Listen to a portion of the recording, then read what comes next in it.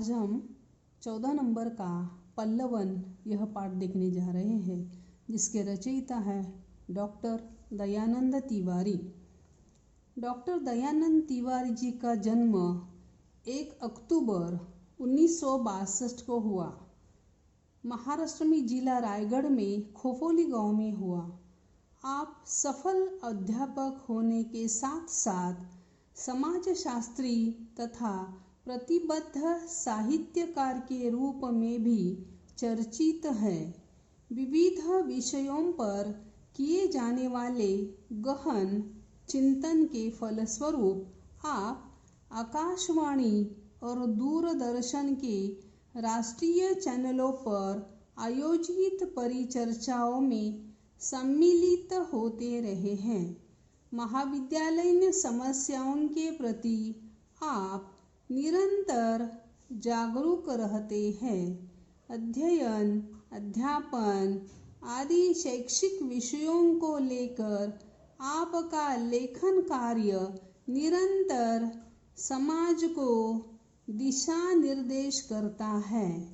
आपने विभिन्न राष्ट्रीय तथा अंतर्राष्ट्रीय संगोष्ठियों में समसामयिक विषयों पर मंतव्य रखा है। आपकी भाषा अत्यंत संप्रेषणीय और प्रभावोत्पादक है। आपकी कृतियां हैं, प्रमुख कृतियां इस प्रकार है: साहित्य का समाजशास्त्र, समकालीन हिंदी कहानी विविध विमर्श, चित्रा मुदगल के कथा साहित्य का समाजशास्त्र, हिंदी व्याकरण, हिंदी कहानी के विविध आयाम आदि। यहाँ पल्लवन की प्रस्तुति एकांकी विधा में की गई है। साहित्य शास्त्र में पल्लवन लेखन को उत्तम साहित्यकार का लक्षण माना गया है। प्रस्तुत पाठ में पल्लवन अर्थात किसी उद्धरण, सूक्ति, सुवचन के विस्तारित अर्थ लेखन को अत्यंत सरल शैली में समझाया गया है। पल्लवन शब्द की अवधारणा का प्रतिपादन और उसका साहित्य शास्त्रीय विवेचन प्राप्त हुआ है। पल्लवन लेखन के विविध अंगों और नियमों को स्पष्ट करते हेतु व्यावहारिक हिंदी के विभिन्न क्षेत्रों में उसकी उपयोगिता पर प्रकाश डालता है।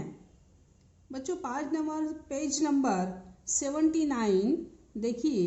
समय प्रातः 11 बजे, स्थान 12वीं कक्षा। ऐसा दिखाई देता है। समय कौन सा है? प्रातः के 12 बज गए हैं।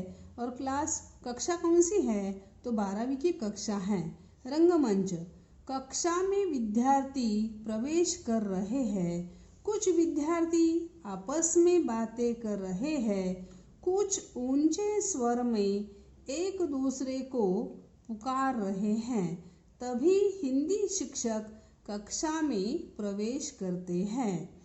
ऐसा दिखाई देता है। 12वीं कक्षा की क्लास है और वहाँ पर छात्र जो है वो कुछ मायने में ऐसा दिखाई देता है। 12वीं कक्षा के विद्यार्थी जो है वो कक्षा में प्रवेश कर रहे हैं। कुछ विद्यार्थी आपस में बातें कर रहे हैं। कुछ ऊंचे स्वर में एक दूसरे को पुकार रहे हैं। और इतने में हिंदी के शिक्षक जो है वे कक्षा में प्रवेश करते हैं। सभी विद्यार्थी खड़े होकर नमस्ते सर, यानी अध्यापक क्लास में आने के बाद विद्यार्थी जो है वह खड़े होकर अध्यापक जी को नमस्ते सर ऐसा कहते हैं। अध्यापक: नमस्ते विद्यार्थियों, बैठ जाइए।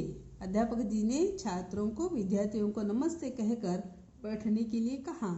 हमारा हिंदी का पाठ्यक्रम पढ़ाना पूर्ण हो गया है। अध्यापक जी ने छात्रों से कहा है कि हिंदी विषय का जो हमारा पाठ्यक्रम है वो पढ़ाने का काम पूर्ण हो गया है। परीक्षाएं समीप है, यानी अभी परीक्षा नजदीक आई है। अब हमें प्रश्न पत्र के सभी प्रश्नों का आकलन एवं अध्ययन करना चाहिए। अध्यापक जी छात्रों से कह रहे हैं कि परीक्षा परीक्षा नज़दीक आई है, हमें अब क्या करना चाहिए? प्रश्न पत्र के सभी प्रश्नों का आकलन और अध्ययन करना चाहिए, यानी सभी प्रश्नों को समझ लेना चाहिए और उसका अध्ययन करना चाहिए। क्या आपने प्रश्न पत्र का अवलोकन किया है? यानी क्या आप लोगों ने प्रश्न पत्रिका को देखा है क्या? रोशन: जी सर, प्रश्न पत्र का अध्ययन हमने भली भांति किया है। रोशन नाम का छात्र अध्यापक जी से कहता है कि हमने प्रश्न पत्र का अध्ययन अच्छे तरीके से किया है। अध्यापक: तो क्या प्रश्न पत्र की दृष्टि से कोई ऐसा प्रश्न है जो आपको उत्तर लिखने की दृष्टि से कठिन जान पड़ता है? अध्यापक जी ने छात्रों से पूछा है, तो क्या प्रश्न पत्र की दृष्टि से कोई ऐसा प्रश्न है जो आपको उत्तर लिखने की दृष्टि से कठिन जान पड़ता हो? यानी अगर आपने प्रश्न पत्रिका को देखा है तो कोई ऐसा प्रश्न है जो आपको लिखने में कठिन जान पड़ता है? प्रतीक नाम के छात्र ने कहा हुआ है, सर, प्रश्न पत्र में सारे प्रश्न बड़े ही सरल और आसान है। प्रतीक नाम के छात्र ने अध्यापक से कहा हुआ है कि सभी प्रश्न हमने देखे हुए हैं, बड़े सरल और आसान ही है। ऐसा प्रतीक नाम के छात्र ने अध्यापक जी से जवाब दिया है। अध्यापक: यह तो बड़ी अच्छी बात है। लगता है आप लोगों ने प्रश्न पत्र की या फिर उसके अलग अलग विभागों के प्रश्नों को बारीकी से नहीं देखा है। अध्यापक जी कहते हैं छात्रों से, अगर वाकई आपको सभी प्रश्न के सवाल जवाब आते हैं, सरल और आसान लगते हैं तो अच्छी बात है, लेकिन मुझे ऐसा लगता है कि आप लोगों ने, यानी अध्यापक जी छात्रों से कह रहे हैं कि आप लोगों ने प्रश्न पत्रिका को बारीकी से या फिर अलग अलग विभागों के प्रश्नों को बारीकी से नहीं देखा है, यानी सूक्ष्मता से आप लोगों ने प्रश्न पत्रिका की तरफ नहीं देखा है, ऐसा मुझे लगता है। ऐसा अध्यापक जी अपने छात्रों से कह रहे हैं। शीतल: सर, आपने बिल्कुल सही कहा। व्यावहारिक हिंदी से संबंधित एक प्रश्न है जिसके उत्तर को लेकर मैं मन में कठिनाई अनुभव कर रही हूँ। शीतल नाम की छात्रा ने अध्यापक से कहा है कि आपने बिल्कुल सही कहा। व्यावहारिक हिंदी संबंधी जो प्रश्न है जिससे उत्तर को लेकर मैं मन में कठिनाई अनुभव कर रही हूँ, यानी व्यावहारिक हिंदी संबंधी जो सवाल है, जो प्रश्न है, वो उसके जवाबों को लेकर मेरे मन में थोड़ी कठिनाई अनुभव कर रही हूँ। ऐसा शीतल नाम के छात्रा ने बता दिया है। अध्यापक: मुझे लगता ही था कि व्यवहारिक हिंदी विभाग के किसी न किसी प्रश्न को लेकर आपके मन में शंका होगी। यानी अध्यापक जी ने कहा हुआ है, मुझे लगता ही था कि व्यवहारिक हिंदी विभाग में किसी न किसी प्रश्नों को लेकर आपके मन में शंका जरूर होगी और इसलिए मैंने आपसे पूछा हुआ है। कुछ छात्रों ने कहा कि प्रश्न पत्रिका सरल और आसान है, लेकिन शीतल नाम की छात्रा ने अध्यापक जी से कहा है कि व्यावहारिक हिंदी संबंधित एक प्रश्नों को लेकर मेरे मन में कठिनाई अनुभव कर रही हूँ।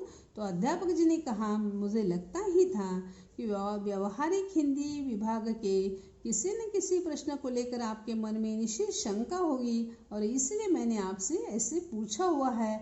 ऐसा अध्यापक जी कह रहे हैं। शीतल: जी सर, मैं पल्लवन इस घटक को लेकर दुविधा अनुभव करती हूँ। शीतल नाम की छात्रा ने क्या कहा है कि पल्लवन नाम का जो घटक है उसे लेकर मैं दुविधा अनुभव कर रही हूँ, यानी वह लिखने में मुझे थोड़ी दिक्कत है। पल्लवन किसे कहते हैं, इसका उत्तर कैसे लिखा जाता है और इसकी व्याख्या क्या होती है? शीतल नाम की छात्रा ने अध्यापक जी से पूछा हुआ है कि मैं पल्लवन नाम के घटक से दुविधा में हूँ, लिखने में दुविधा अनुभव करती हूँ। इसे किसे कहते हैं, पल्लवन किसे कहते हैं, या फिर इसका उत्तर कैसे लिखा जाता है, इसकी व्याख्या क्या होती है, इस बारे में मैं जानना चाहती हूँ। यानी उसका उत्तर कैसे लिखते हैं, किसे पल्लवन कहते हैं, उसकी व्याख्या क्या होती है, इस बारे में मैं जानना चाहती हूँ। ऐसा इस छात्रा ने अध्यापक जी से कहा हुआ है। अध्यापक: विद्यार्थी मित्रों, क्या पल्लवन घटक आप सभी को कठिन नहीं जान पड़ता? अध्यापक जी ने सभी छात्रों से ये सवाल पूछा हुआ है, सभी विद्यार्थियों को सवाल पूछा है कि क्या आप लोगों को पल्लवन घटक सभी को कठिन नहीं जान पड़ता है, ऐसा अध्यापक जी ने छात्रों से सवाल पूछा है। बच्चों, हम यहाँ रुक जाते हैं।